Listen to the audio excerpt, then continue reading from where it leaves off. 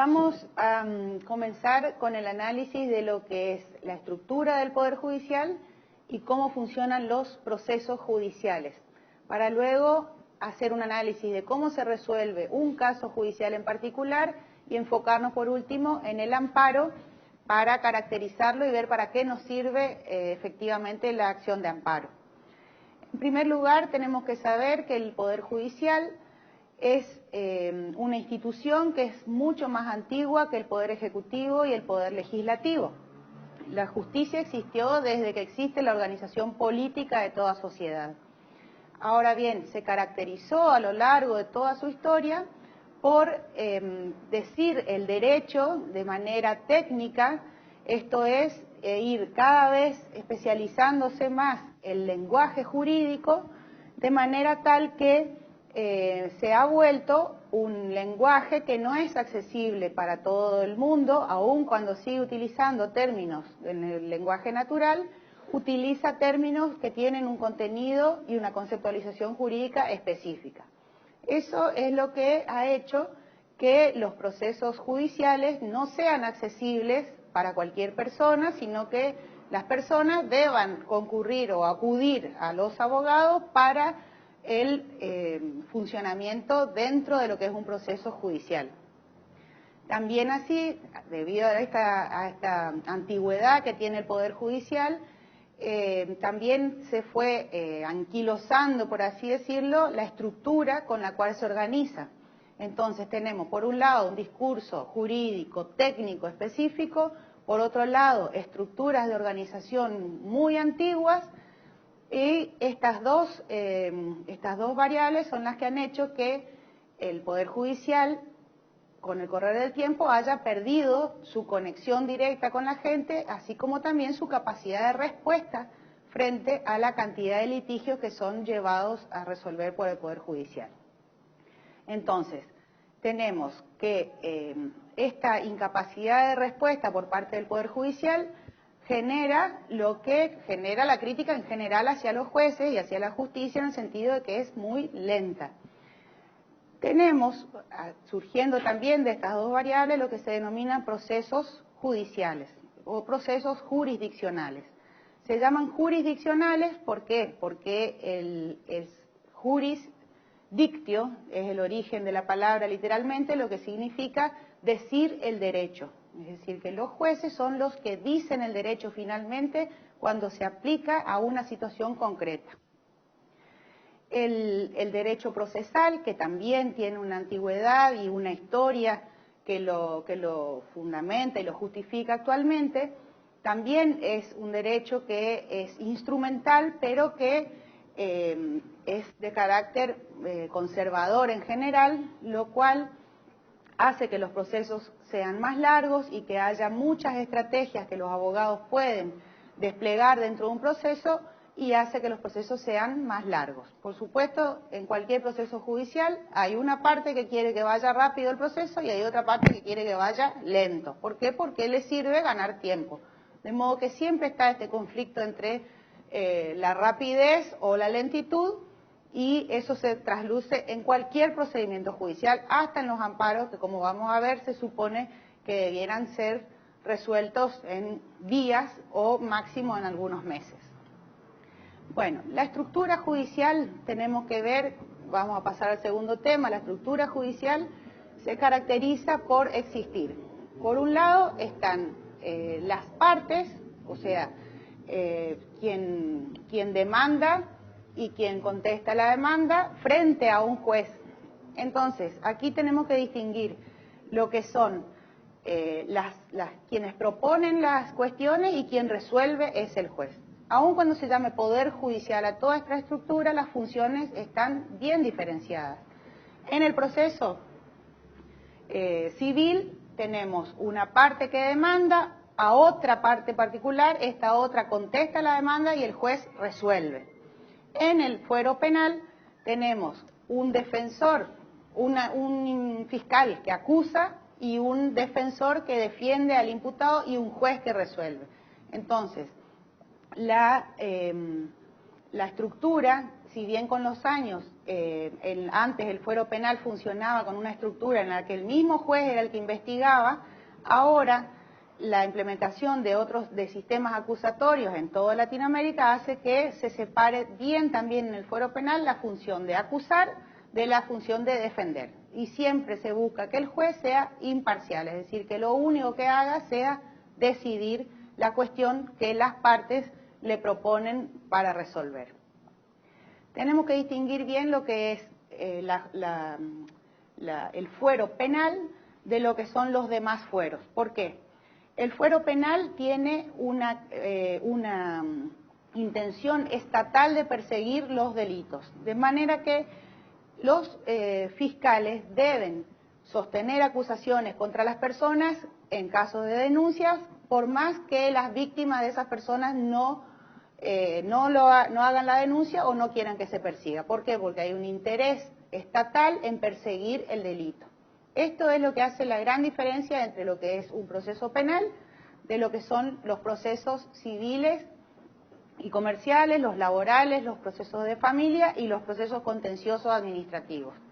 En la provincia del Chaco tenemos un fuero civil y comercial que resuelve todas las cuestiones que son de naturaleza civil y comercial.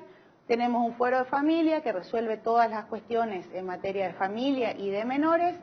Y tenemos un fuero contencioso administrativo que resuelve todas las demandas de todos los ciudadanos contra el Estado. Por último, tenemos del que ya mencionamos, el fuero penal, que es el que se encarga de juzgar los delitos, es decir, aquellos donde hay una intención pública de perseguir tales delitos. En los distintos tipos procesales siempre hay una estructura que es común, que vamos a hablar ahora de cuál es la tarea del Poder Judicial o de los jueces más particularmente dentro de lo que es un proceso. Los jueces deben aplicar el derecho vigente a una situación o caso en particular.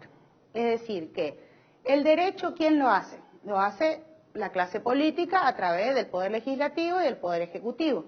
Es decir, el derecho se escribe, pero esa norma que es de carácter general y aplicable a todas las situaciones que se cuadren en una tal o cual norma, luego debe ser trasladada a una situación concreta que está resolviendo un juez y esta tarea es diferente. ¿En qué sentido?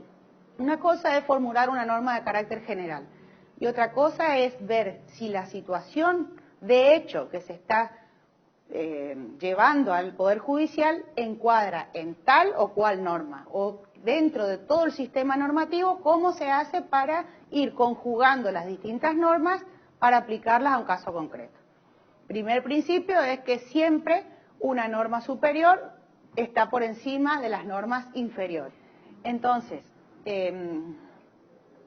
para conocer qué tipo de caso tenemos o frente a qué caso estamos y saber a qué fuero tengo que acudir, en principio, siempre es necesaria la presencia de un abogado. ¿Por qué? Porque esto es una garantía que está incluida en la Constitución, en el sentido que es necesaria la defensa técnica.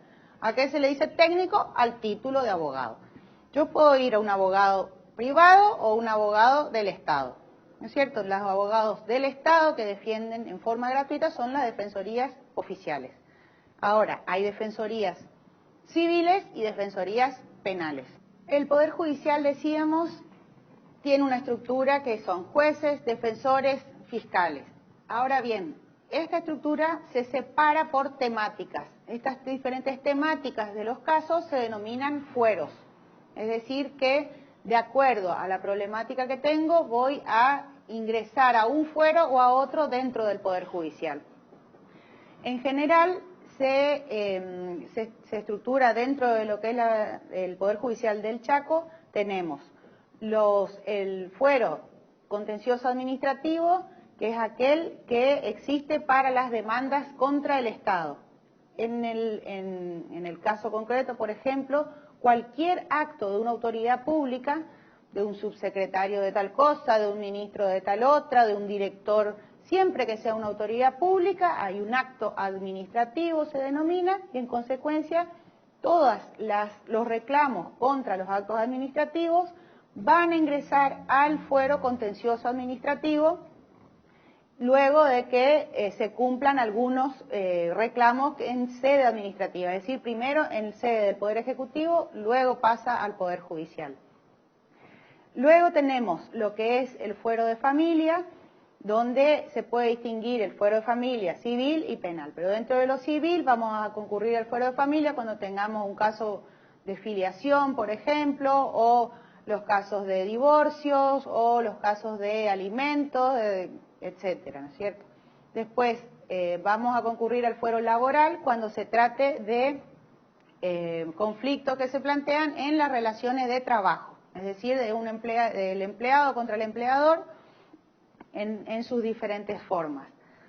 Y después tenemos los procesos penales, que son aquellos que se inician por causa de un delito, ¿no es cierto? Los delitos están tipificados en el Código Penal y se van ampliando o restringiendo de acuerdo a la época histórica de que se trate.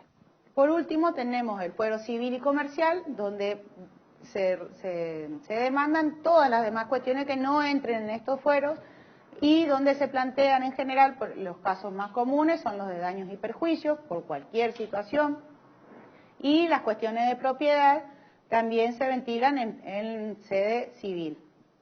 ¿Por qué? Porque el derecho de propiedad, que está protegido en el 17 de la Constitución, siempre que no configure un delito, es alcanzado por la justicia civil. Luego tenemos, ahora vamos a ver que la acción de amparo y la acción de habeas corpus en nuestra provincia se pueden interponer en cualquier fuero. ¿Por qué? Porque la misma Constitución establece la competencia universal, es decir, que yo puedo ir a cualquier juez a plantear un amparo, un habeas data o un habeas corpus. Esto visto desde la Constitución, pero también hay que ver las leyes provinciales que reglamentan cómo es la cuestión de competencia en relación a el amparo. ¿De qué hablamos cuando hablamos de competencia? Es el ámbito que se le adjudica a cada juez para poder juzgar. Dijimos que los fueros son civil, laboral, familia, penal. Bueno, pues cada uno de los jueces tiene competencia penal, competencia civil, competencia, es decir, que es el alcance que las leyes le otorgan a la función de un juez determinado. Esto es importante, ¿por qué? Porque hay una garantía constitucional que se llama la garantía del juez natural, que es para asegurar a la gente que va a haber un juez previsto para su causa desde antes de que se inicie esta causa. Está prohibido asignar causas a determinados jueces o a comisiones especiales o que el Poder Ejecutivo absorba funciones judiciales.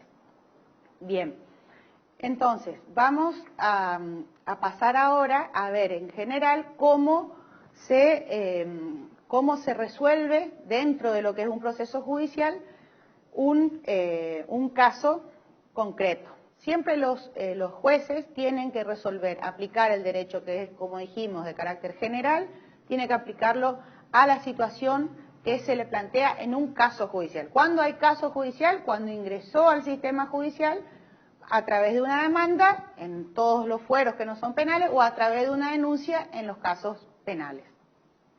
Entonces, todo proceso judicial tiene pasos que son obligatoriamente, que deben cumplirse obligatoriamente, porque están también protegidos por la garantía del debido proceso legal que está contenida en la Constitución Nacional y que consiste en que siempre en un caso penal tiene que haber acusación, la denuncia se transforma en una acusación, tiene que haber una defensa, tiene que haber prueba y una sentencia. Y en cualquier tipo de proceso de los demás que hablábamos, civil, comercial, laboral, tiene que haber una demanda, una contestación de demanda, tiene que haber una etapa de prueba y una sentencia. Si no se cumplen estos 4 pasos, se está violando la garantía constitucional del debido proceso legal.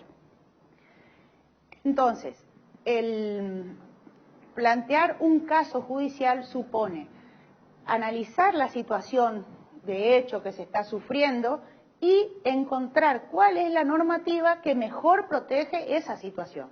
Esa es la tarea justamente de los abogados, tanto privados como oficiales, y en eso está el núcleo central para determinar luego el éxito de la demanda o la pérdida del caso. Entonces, cuando estamos analizando las normas, puede surgir que las mismas normas que son aplicables a un caso concreto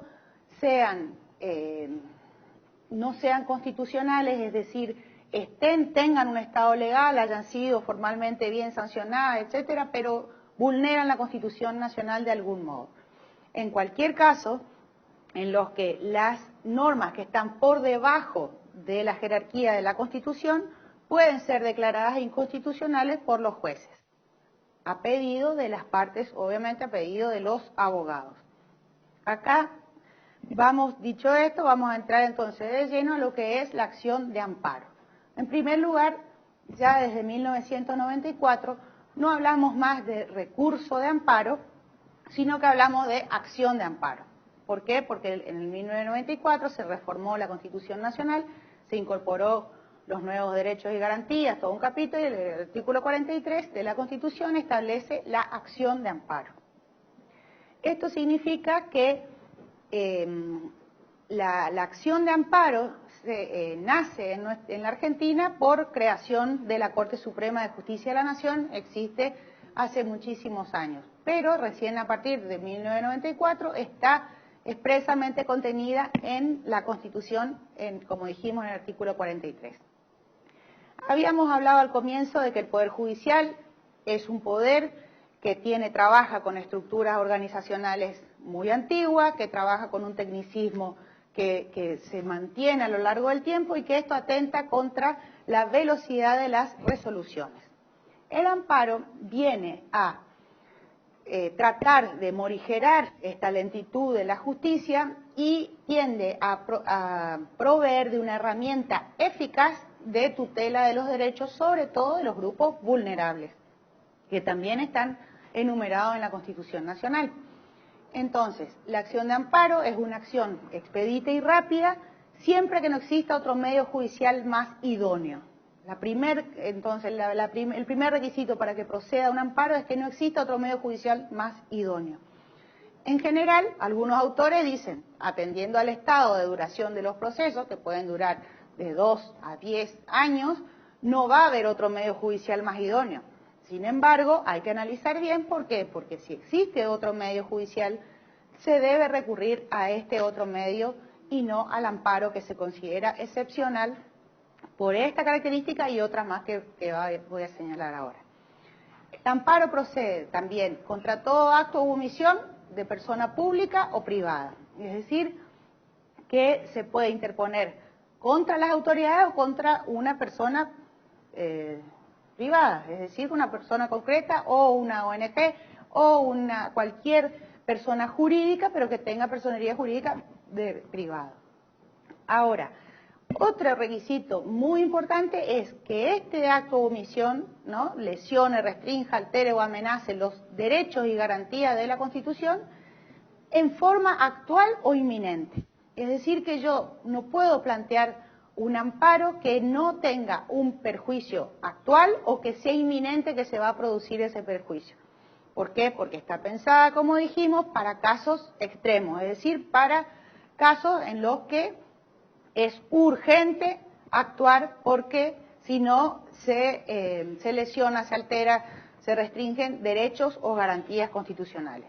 Y el tercer requisito, que es muy importante, que también se debe dar para que proceda un amparo, es que este acto o omisión lesivo o perjudicial para los derechos y garantías tenga una arbitrariedad o ilegalidad manifiesta. ¿Qué quiere decir que es manifiesta? Que está probada la arbitrariedad o la ilegalidad. ¿Cómo distinguimos arbitrariedad de ilegalidad? La ilegalidad es un acto, una omisión, una conducta que va en contra de alguna ley, es decir, es ilegal.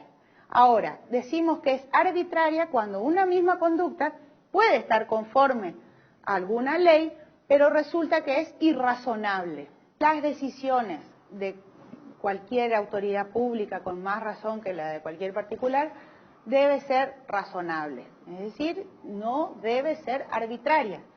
Ustedes verán que la palabra razonable o arbitraria tiene una ambigüedad, una vaguedad que son difíciles de caracterizar. Cuando el poder legislativo o el poder ejecutivo están actuando de manera irrazonable, se dice que vulneran el principio de razonabilidad, es decir, sus decisiones, además de legales, deben ser razonables.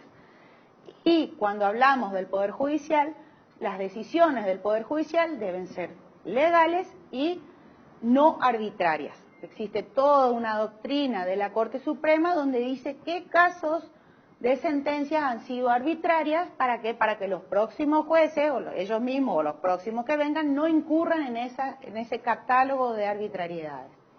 Entonces, resumiendo, la acción de amparo tiene en la provincia competencia universal, no debe existir otro medio judicial para brindar la tutela judicial efectiva, que es la garantía que se hace efectiva a través del amparo. El acto u omisión lesivo debe estar lesionando, restringiendo, alterando o amenazando en forma actual o inminente, y la arbitrariedad o la ilegalidad, o ambas cosas, deben ser manifiestas, es decir, que se requiere de muy poca prueba o ya está probado. Cuando una cuestión necesita demasiado despliegue probatorio, no corresponde que se tramite por vía del amparo. ¿Por qué? Porque el amparo justamente es un ámbito de prueba muy restringido. Bueno, entonces vemos que cualquier caso tiene que cumplir con los 4 pasos que la Constitución exige, el amparo también, nada más que el amparo se diferencia por la urgencia y por la prueba que ya está a la vista de quien debe resolver un amparo. Bueno, es importante señalar que además de la promoción de los derechos humanos y de todos los derechos constitucionales que tenemos todos como ciudadanos y en nuestros diferentes caracteres en los que interactuamos con la sociedad, siempre frente a los casos judiciales debemos acudir a los abogados. Por eso es importante que haya abogados de distintos grupos sociales, que se reciban de abogados diferentes tipos de personas. ¿Por qué? Porque la abogacía debiera pertenecer a los diferentes grupos sociales con su mirada, con su cosmovisión y con su, con su interpretación de lo que debe ser el derecho. Cuando el sistema que existe para los que no tienen recursos para acudir a un abogado en forma privada, existen lo que son las defensorías oficiales de carácter provincial, es decir, para actuar en el ámbito de la provincia del Chaco, que diferenciarlo de lo que son las defensorías federales, es decir, cuando estamos frente a un caso que se tramita por la justicia federal. En este sentido tenemos que saber que el 85% de los casos judiciales de toda la Argentina están a cargo de las provincias y solo el 15% está a cargo de la justicia federal. La justicia federal es residual y tiene competencia muy reducida. En general vamos a concurrir a la justicia provincial. Para eso, como dijimos hoy, tenemos las defensorías civiles, las defensorías penales, y para los casos de niños, niñas y adolescentes tenemos la figura de los asesores de menores que se encargan de defender específicamente a los menores. Luego tenemos lo que se llama la Defensoría del Pueblo de la provincia y también el de la Nación, que son figuras que no pertenecen al Poder Judicial, pero sí accionan ante el Poder Judicial, se presentan al Poder Judicial para los casos donde están en juego derechos de incidencia colectiva. Es decir, que afectan a grupos de personas con la misma problemática. Entonces son los defensores del pueblo los que eligen qué tipos de problemáticas van a llevar al Poder Judicial como acción. Por último, también tenemos que los mismos colegios, consejos de abogados y las universidades en algunos casos y en diferentes épocas también brindan asesoramiento jurídico gratuito. Es decir, lo hacen como un aporte a la sociedad en el sentido de que no necesariamente debas ir a una defensoría oficial, sino que también puedas concurrir a unos servicios de abogados que son gratuitos y que se lo hace como forma de responsabilidad social de estas asociaciones que agrupan a los abogados.